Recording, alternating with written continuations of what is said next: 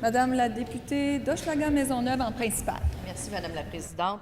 D'un côté, nous avons un gouvernement qui choisit de prendre 670 millions dans le budget du gouvernement pour baisser les taxes scolaires. De l'autre côté, la CAQ va encore plus loin et prendrait 1,4 milliard pour des cadeaux électoraux. Exemple concret de ce que ça veut dire, dans le comté de Viau, la communauté de l'école Joseph-François Perrault demande le financement pour l'aménagement de la salle de répétition et de concert de l'école. Le programme Art de l'école est le plus important au Canada. Chaque année, les élèves du programme remportent des concours partout en Amérique. L'école JFP travaille depuis des années sur un projet d'aménagement d'une vraie salle de répétition pour les étudiants de musique. Monsieur le ministre, plutôt que de faire des cadeaux électoraux, pourquoi ne donnez-vous pas à nos élèves les moyens de réussir? Allez-vous accepter la demande de l'école Joseph-François Perrault dans le comté de Viau? Et Madame la Présidente, je dépose une pétition de 1500 noms que le ministre pourra consulter afin de donner une réponse aux parents.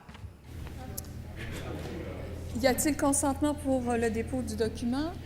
Consentement, très bien. Alors, Monsieur le ministre de l'Éducation. Merci, Madame la Présidente. D'abord, je veux saluer les gens de cette école extraordinaire et ce beau projet. Je veux saluer également le collègue député de Viau pour le travail qui a été fait pour nous sensibiliser à ce projet important depuis de nombreuses années.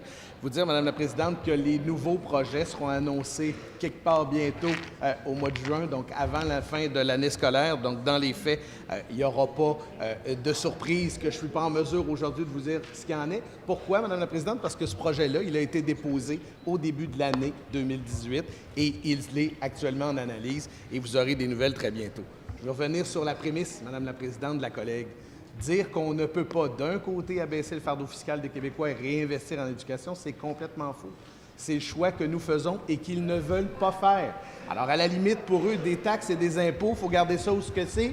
Pourquoi? Parce que c'est la seule façon de financer nos services publics. Nous, ce qu'on dit, ce n'est pas d'un bouclier dont on a besoin, c'est de la prospérité. Avec de la prospérité, Madame la Présidente, on va être capable de continuer d'investir dans nos services publics, continuer d'investir en éducation. On va être capable d'investir dans nos infrastructures et dans nos immobilisations. Pourquoi? Parce qu'on aura des meilleures écoles et on aura des meilleurs taux de réussite. On peut faire les deux, Madame la Présidente. En première complémentaire, Monsieur le député de Saint-Jean. Selon le ministère de l'Éducation, l'école des Savanes, édifice Sacré-Cœur de Saint-Jean-sur-Richelieu, présente un niveau très élevé de dégradation et de défectuosité, dépasse nettement sa durée utile et nécessite des travaux urgents. Pendant que les libéraux se privent et coupent 670 millions en éducation, doublé par la CAQ avec moins 1,4 milliard en éducation, nos écoles manquent cruellement d'amour. Posez un geste historique, Monsieur le ministre, rénover l'école Sacré-Cœur à Saint-Jean-sur-Richelieu.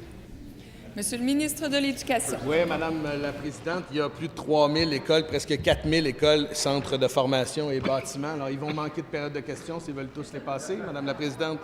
Une chose est certaine, c'est qu'à plus de 3 milliards dans les 2 dernières années d'investissement, c'est historique. Déjà, Madame la Présidente, on va au-delà de ce qui a jamais été fait. Et deuxièmement, les collègues le savent parce qu'ils viennent tous me voir personnellement. As-tu des nouvelles pour mon école? Pourquoi? Parce que chacune des commissions scolaires sait qu'actuellement, lorsqu'ils déposent un projet, ils ont une véritable occasion de le voir autorisé. Pourquoi? Parce qu'on a la capacité financière de le faire et après ça, ils auront le défi d'être capables de mettre en œuvre toutes ces rénovations et constructions dans un si court laps de temps. On fait plus que ce qui est possible, Madame la Présidente, et vous savez quoi? Ceci met fin à la période de questions et de réponses orales.